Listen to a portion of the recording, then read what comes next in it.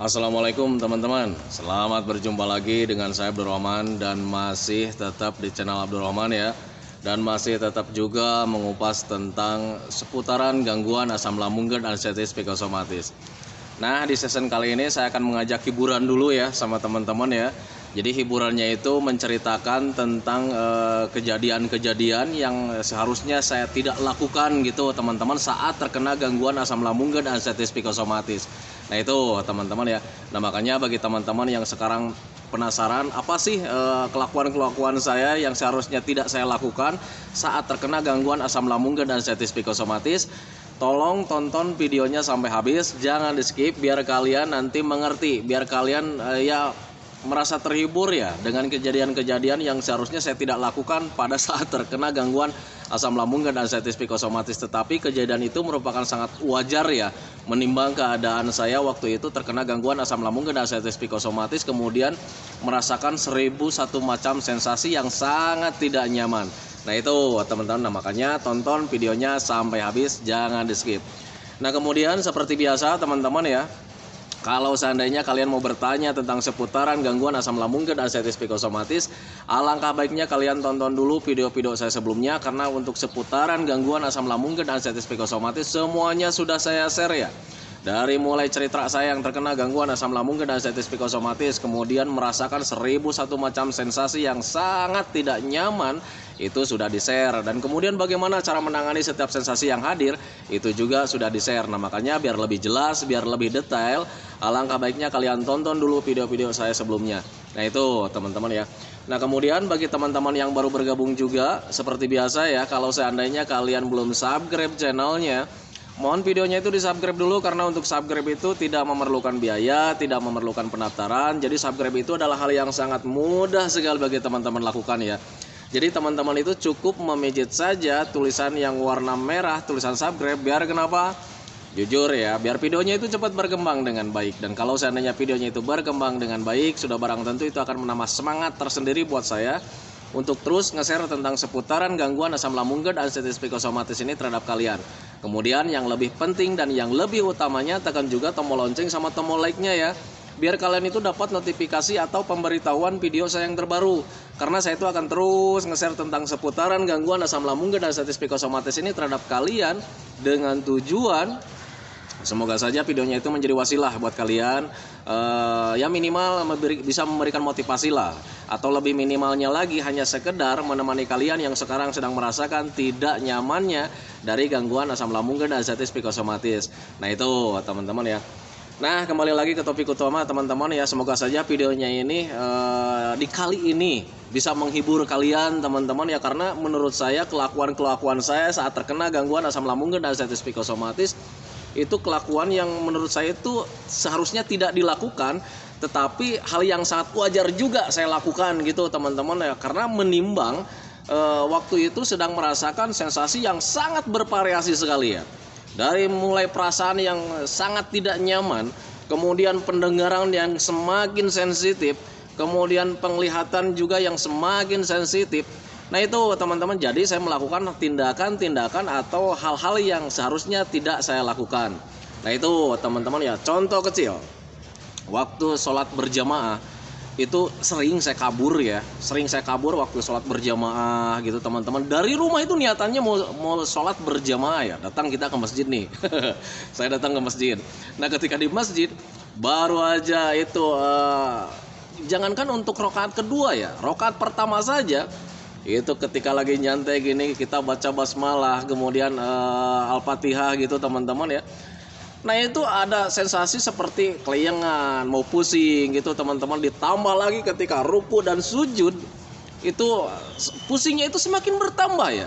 Dan ketika bertambah, itu pikiran-pikiran negatif itu hadir teman-teman. Dan kemudian perasaan itu menjadi tidak nyaman, dan akhirnya ketika sholat, kadang saya itu ketika orang lain sedang sujud, saya itu cuman bangun nengok kanan kiri dan akhirnya saya keluar kabur gitu teman-teman ya. Nah itu, nah tetapi sebelum kejadian itu ada di awal-awal saat di parah-parahnya, saya jarang kabur teman-teman, karena waktu itu saya melakukan sholat berjamaah itu di kursi teman-teman ya. sholat berjamaah di kursi gitu teman-teman, karena untuk berdiri saja sulit waktu itu ya. Saat terkena gangguan asam lambung dan anestesi psikosomatis, saya sholat berjamaah itu tidak bisa, berdiri itu tidak bisa. Jadi tetapi saya tahu persis bahwa sholat itu sangat penting teman-teman ya. Jadi untuk mendekatkan diri sama Allah, kemudian berserah diri sama Allah ya, biar tujuannya itu kita itu disayang ya, disayang sama Allah. Kemudian ketika berdoa itu dikabulkan segala doanya. Dan doa yang paling sering saya alami, yang sering saya lakukan waktu itu adalah untuk kesembuhan dari gangguan asam lambung dan anestesi psikosomatis. Itu yang saya lakukan dulu gitu teman-teman ya. Nah kemudian ketika sudah mulai agak membaik nih, sudah mulai agak membaik gitu teman-teman ya, sudah bisa berdiri lagi gitu. Nah kemudian saya berpikir ini mau sampai kapan sholat pakai kursi teman-teman ya. Waktu itu ketika kejadian sholat waktu sering pakai kursi, banyak juga orang-orang yang selalu mencemoohkan saya teman-teman, karena mereka itu melihat dari sisi penampilan saja gitu teman-teman ya. Bahkan dulu ketika sudah mulai membaik, sudah agak-agak sehat gitu teman-teman ya, karena masih sering sholatnya itu berjamaah itu cuman duduk di kursi saja. Itu sering banyak orang yang ngomong gitu teman-teman ya, Pak, Bapak itu sehat katanya, alangkah baiknya Bapak sholatnya normal saja katanya gitu, biar diterima sama Allah katanya gitu ya. Tetapi saya tidak peduli ocehan mereka teman-teman ya, karena ketika menjelaskan sama mereka juga percuma, mereka tidak akan mengerti teman-teman ya. Itu sepengalaman saya. Jadi ketika diomongin sama banyak orang, saya cuman terdiam saja, saya cuman cuman begitu saja ya. Nah itu teman-teman, karena akan terasa percuma rasanya gitu teman-teman, kalau seandainya saya bilang keluhan saya itu nantinya mereka nggak akan mengerti teman-teman, dan pasti mereka itu akan menganggap aneh gitu teman-teman ya. Padahal yang kita rasakan itu memang benar adanya ya. Rasa tidak nyaman itu sungguh dahsyat waktu itu. Nah itu teman-teman, jadi ketika sering sholat berjamaah di kursi gitu ya, banyak sekali ocehan dari yang lain gitu teman-teman ya. Nah kemudian ketika sudah membaik, saya mencoba membiasakan diri teman-teman ya, sholatnya normal lagi gitu teman-teman ya. Nah tetapi rasa cemas itu sialnya sering datang teman-teman, dan saya pernah sholat itu sering kabur ya, bukan pernah lagi, sering ya dulu itu. Kalau misalkan lagi sholat di masjid, orang lain lagi sujud, saya pulang gitu teman-teman. Dan itu ya yang saya bayangkan gitu waktu itu. Jadi ketika orang lihat di pinggirnya itu nggak ada saya, akhirnya bertanya-tanya lah kemana ini orang, kan gitu ya. Tetapi itu merupakan hal yang sangat wajar lah, karena memang kecemasan kita itu waktu itu, kecemasan saya waktu itu sedang berlebihnya teman-teman ya. Jadi ada kurang fokus sedikit gitu, karena untuk sholat itu harus fokus ya. Jadi fokus sedikit langsung kelayangan, kemudian pusing, cemasnya hadir, kemudian was-wasnya hadir, rasa tidak nyaman di hati itu pasti ada juga gitu teman-teman, dan akhirnya sering pulang balik gitu. Nah tetapi ketika mulai dibiasakan terus seperti itu, dan akhirnya menjadi normal lagi.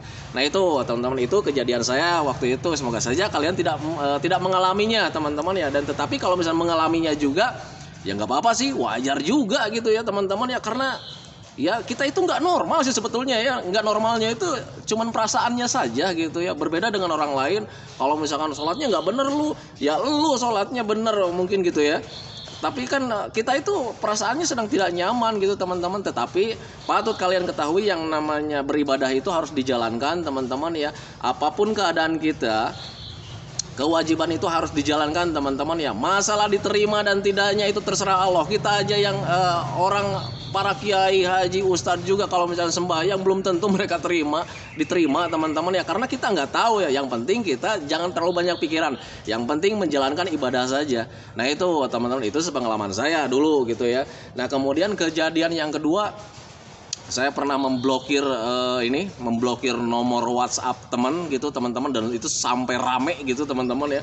Kenapa saya blokir nomor teman? Karena dia itu sebetulnya tidak ada niatan menakut-nakuti saya gitu teman-teman. Tetapi karena memang dia itu seringnya itu kirim-kirim berita-berita yang nggak penting, saya rasa gitu teman-teman ya, berita-berita duka, berita-berita kematian. Nah itu ketika saya baca, ketika saya lihat, apalagi postingan-postingan yang tertabrak kemudian dan sebagainya, itu membuat saya takut waktu itu. Dan akhirnya Saya bilang ini orang ngapain nih kirim-kirim gambar-gambar seperti ini ya, kemudian berita-berita ya seperti itu gitu teman-teman, berita-berita duka itu membuat saya tidak nyaman, dan akhirnya waktu itu karena keseringan dia kirim akhirnya saya blokir teman-teman ya. Dan ketika diblokir dia mau menghubungi saya susah, kemudian mau nelpon, pokoknya untuk menghubungi itu susah, dan akhirnya dia datang ke saya, dan kemudian ketika datang dia marah-marah, saya itu punya salah apa kok nomor saya diblokir? Saya pernah melakukan apa sama sampean? Katanya seperti itu. Kalau seandainya saya bersalah, minta maaf, tapi jangan begitu caranya. Sulit saya menjelaskan waktu itu ya. Nah itu teman-teman ya, sulit sekali. Karena ketika mau saya jelaskan, lu kirim berita-berita duka, saya kan takut nanti saya disangka pengecut. Nah itu teman-teman, dan akhirnya saya terdiam waktu itu. Nah itu teman-teman ya, itu kejadian-kejadian saya pasrah, saya terima, dia marah, dia maki-maki saya pasrah saja teman-teman ya. Nah itu, tetapi kalau misalnya dijelaskan juga percuma. Yang pertama takutnya nanti saya disangka pengecut, karena memang pengecut waktu itu ya. Takutnya diomongin pengecut, kemudian sebetulnya hal sepele sih sebetulnya kalau misalkan ngirim gambar-gambar atau video-video orang duka kayak gitu, sebetulnya sepele, cuman ya terasanya beda gitu teman-teman ya. Kalau misalnya kita melihat postingan atau berita-berita duka atau apalagi berita-berita kematian, itu suka was-was hadir gitu teman-teman, gelisah hadir, rasa tidak nyaman itu pasti hadir. Nah makanya waktu itu saya putuskan untuk diblokir saja, karena sering sekali ya ngirim-ngirim gambar yang kayak begitu. Nah itu teman-teman, itu kejadian saya waktu terkena gangguan asam lambung dan diabetes psikosomatis. Semoga saja teman-teman tidak mengalami ketakutannya itu berlebih seperti itu teman-teman ya. Nah tetapi kalau misalkan kalian mengalaminya juga berlebih seperti saya, itu tidak apa-apa teman-teman ya. Itu normal-normal saja karena mental kita sedang turun. Tetapi perlu kalian ketahui bahwa ketika mental kalian nanti tumbuh lagi, jangankan untuk melihat postingan teman-teman ya, melihat kejadian langsung saja itu kita menjadi berani lagi teman-teman, tidak takut, tidak apa-apa teman-teman ya. Nah itu teman-teman, itu menjadi patokan buat kalian bahwa mental yang terganggu atau mental yang sedang turun itu bisa kembali lagi. Di awal-awal saya mendengarkan berita kematian di masjid itu sangat sulit sekali untuk diterima teman-teman. Jadi ketika assalamualaikum innalillahi wa inna ilaihi raji'un itu kuping saya selalu ditutup teman-teman ya. Nah itu di awal-awal itu. Nah kesininya tambah berani akhirnya bisa mengunjungi orang yang sedang di pemakaman gitu teman-teman. Nah itu ya, jangankan untuk menghadiri pemakaman ya, ketika di awal-awal itu untuk mendengarkan berita duka itu sangat sulit sekali teman-teman ya. Nah itu, tetapi dibiasakanlah terus seperti itu, dibiasakan, kemudian dipahami juga gitu teman-teman, kemudian ditanamkan dalam pikiran juga gitu ya, bahwa itu tidak akan meratapi kita, itu tidak akan menghadapi kita. Nah itu teman-teman, karena untuk orang-orang yang terkena gangguan asam lambung dan diabetes psikosomatis, pengalaman saya nih teman-teman ya, kalau seandainya ada orang meninggal itu selalu berpikirnya itu, waduh nanti jangan-jangan berikutnya giliran saya, kan seperti itu ya. Itu yang saya rasakan gitu teman-teman. Nah, makanya ketika dibiasakan menghadapi, kemudian ditanamkan juga dalam pikiran bahwa saya tidak akan apa-apa, karena memang tidak akan apa-apa ya, karena untuk asam lambung itu tidak apa-apa sebetulnya ya. Nah kemudian dihadapi setiap hari, setiap ada orang meninggal saya kunjungi gitu teman-teman ya, dan akhirnya terbiasa dan kemudian menjadi berani lagi. Nah itu teman-teman, itu pengalaman saya. Nah makanya bagi teman-teman juga mau mencontoh saya silakan, karena untuk mencontoh itu tidak berbayar teman-teman ya, tidak berbayar, gratis lagi gitu ya, tidak memakai obat, tidak ada biaya sih sebetulnya. Nah itu teman-teman ya. Nah makanya pahami saja ke sana. Dan kemudian kejadian yang ketiga itu yang lebih fatal dan jangan kalian contoh ya. Ini jangan kalian contoh, karena kelakuan saya itu memang terlewat batas ya waktu itu ya. Aduh semoga saja ini tetangga saya nggak denger ya. Semoga saja tetangga saya itu nggak lihat video ini nih. Dosa saya nih sebetulnya ya. Dulu saya sempat memutuskan listrik tetangga saya gitu teman-teman ya. Semoga saja ya Allah ini tetangga saya nggak nonton video untuk saat ini nih. Itu karena dia itu sering setel musik dengan keras gitu teman-teman, dan musiknya itu musik pemuda, tahu sendirilah musik pemuda itu kayak gimana ya, berisik banget, ditambah lagi dengan volume yang sangat besar. Nah kemudian waktu itu karena memang pendengaran saya itu sedang benar-benar sensitif, jadi mendengarkan yang berisik-berisik itu saya tidak mau ya waktu itu ya. Saya tidak mau mendengarkan musik-musik yang berisik.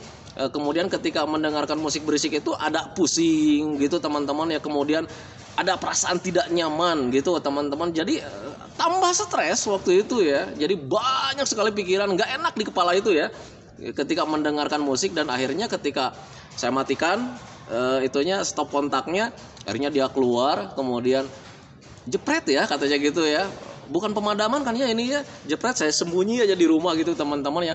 Dan kemudian dia itu setiap hari ya, style musiknya itu setiap hari gitu teman-teman ya, berisik sekali. Dan akhirnya saya pusing sendiri waktu itu, akhirnya ambil tang di rumah itu, dan kemudian saya putuskan ardenya ya. Jadi arde itu tembaga yang di luar rumah kan suka nongol gitu ya buat listriknya. Saya putuskan waktu itu saya potong. Nah akhirnya dia itu listriknya itu mati total gitu teman-teman ya. Sempat kebingungan juga dia itu. Jadi ketika melihat tetangga yang lain kok nyala, kemudian datang juga ke rumah saya, listriknya mati enggak, saya bilang gitu teman-teman ya. Nah itu aduh, semoga saja ini video nggak ditonton ya sama tetangga-tetangga saya, subhanallah gitu teman-teman ya. Nah itu teman-teman ya, itu kejadian-kejadian yang seharusnya saya tidak lakukan, karena waktu itu memang kelakuan nggak boleh sih sebetulnya gitu teman-teman ya. Tetapi itu waktu itu saya katakan, saya bertindak seperti itu sangat wajar sekali teman-teman ya, karena cuman itu yang bisa saya lakukan gitu. Jadi ketika mau bercerita sama mereka juga, pasti mereka nggak akan mengerti teman-teman ya. Wah paling juga cuman musik katanya, kan paling jawabannya seperti itu ya.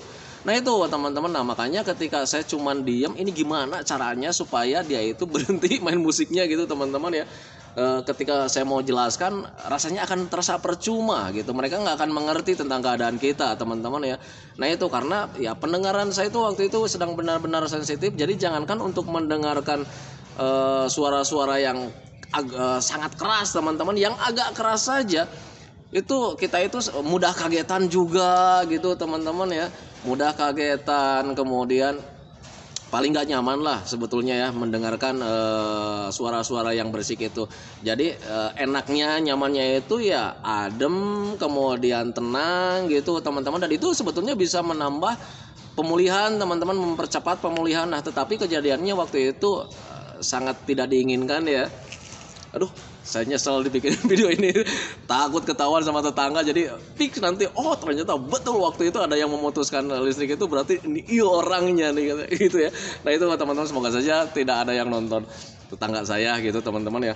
Nah itu banyak sekali ya teman-teman ya kejadian-kejadian yang seharusnya saya tidak lakukan saat terkena gangguan asam lambung dan anxiety psikosomatis. Tetapi semoga saja kalian juga tidak mengalami kayak macam saya teman-teman. Tetapi kalau misalkan kalian mengalaminya juga gitu teman-teman, kemudian bertindak kayak macam saya juga, jujur ya saya dukung teman-teman ya, saya dukung. Karena apa, saya terlalu merasakan ya, sangat merasakan sekali gimana rasanya tidak nyaman di pendengaran, di perasaan itu sangat tidak nyaman teman-teman ya. Tetapi kalau misalnya kalian bisa menahannya ya syukur alhamdulillah teman-teman ya. Tetapi waktu itu saya tidak bisa menahannya. Jadi saking berisiknya itu, pusingnya kebangetan teman-teman ya, akhirnya gunting saja. Nah itu teman-teman ya. Nah itu banyak sekali ya, apalagi ya kayak macam suara motor kayak macam begitu teman-teman ya. Kebetulan saya itu rumahnya itu di depan rumah itu ada jalan ya, ada jalan hidup ya, dan itu sering dilalui sama motor teman-teman ya. Nah kemudian di depan rumah saya itu ada rambu kejut ya. Kalau misalnya teman-teman belum tahu rambu kejut itu kalau orang bilang itu ada polisi tidur ya. Nah sialnya ketika motor yang berisik itu kalau misalkan mau menghadapi polisi tidur itu kan selalu selalu ngerem sedikit, dan kemudian ketika mau maju itu digas lagi gitu teman-teman, dan itu suaranya sangat kencang sekali teman-teman ya. Nah waktu itu gimana caranya, saya berpikir begini teman-teman ya, karena tidak mau mendengarkan yang berisik, gimana caranya ini supaya motor itu cepat-cepat berlalu. Akhirnya besoknya saya bongkar itu polisi tidur teman-teman ya. Subhanallah, itu saya bongkar polisi tidur. Dan ketika bongkar sedikit itu ada tetangga yang bilang, Pak kenapa itu dibongkar, kan itu bagus katanya biar motor itu nggak terlalu kencang karena di sini banyak anak-anak. Nah waktu itu juga saya mengiyakan teman-teman ya, saya tidak berargumen dengan mereka, cuman saya iyakan saja, oh iya maaf saya bilang gitu ya. Nah tetapi saya berpikir ini penting nggak ada gini, ini gimana caranya supaya tidak ada polisi tidur biar motor itu cepat lewat. Akhirnya malam-malam saya bongkarnya teman-teman ya, saya bongkar gitu ya. Dan akhirnya para tetangga itu baru nyadarnya itu setelah seminggu kemudiannya. Kenapa ya sekarang nggak ada polisi tidur, kan kemarin-kemarin ada di sini katanya gitu.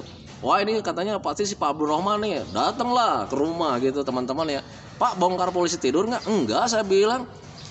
Ya itu bongkar, ya mungkin karena saya dulu bongkar sedikit, mungkin yang punya motor ngikutin, mungkin saya bilang gitu aja, nggak aku, jadi nggak diakuin sama saya teman-teman. Saya mencoba berbohong karena waktu itu ya menjaga juga gitu teman-teman, ya takutnya mereka marah gitu teman-teman.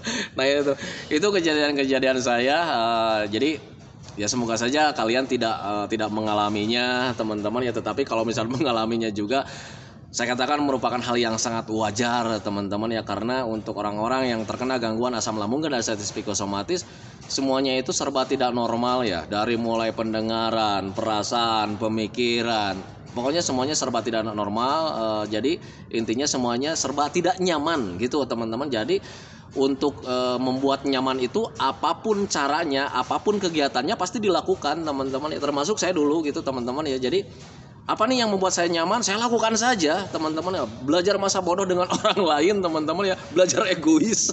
Nah itu teman-teman ya, belajar egois, yang penting saya nyaman, saya nyaman, saya nyaman. Kemudian yang lebih utamanya lagi, biar pemulihannya itu cepat sempurna, cepat membaik gitu teman-teman, biar pemulihannya itu lebih cepat gitu ya. Nah itu teman-teman, itu pengalaman saya. Nah itu teman-teman ya, kisah sepenggal pengalaman saya yang seharusnya tidak saya lakukan saat terkena gangguan asam lambung dan diabetes psikosomatis. Semoga saja cerita-cerita saya itu ya bisa menjadi panduan buat kalian. Ternyata memang benar ya, rasa tidak nyaman kita itu membuat kita itu serba salah. Kemudian apapun kegiatannya, apapun pekerjaannya itu, apapun halnya gitu teman-teman, pasti kita lakukan demi kenyamanan. Itu orang yang terkena gangguan asam lambung dan diabetes psikosomatis merupakan hal yang sangat wajar menurut saya gitu teman-teman ya. Dan kemudian cerita saya itu semoga saja bisa menghibur kalian teman-teman ya, karena menurut saya itu adalah kejadian-kejadian yang seharusnya tidak saya lakukan. Kemudian kalau diingat sampai sekarang itu ya kejadian lucu sih sebetulnya ya teman-teman ya, yang seharusnya tidak dilakukan juga gitu teman-teman ya.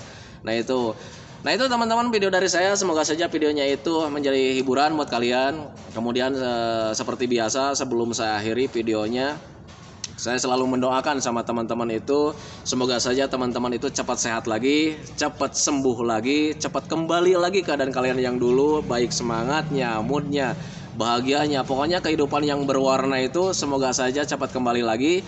Karena memang saya yakin 100% bahwa keadaan kalian yang dulu itu sangat dirindukan sekali. Nah itu teman-teman, kemudian doakan saya juga teman-teman ya, agar saya itu tetap sehat, tetap kuat, tetap ceria, agar masih bisa tetap menemani kalian. Nah itu teman-teman ya. Aduh, semoga saja tetangga nggak nonton video ini ya. Assalamualaikum teman-teman ya.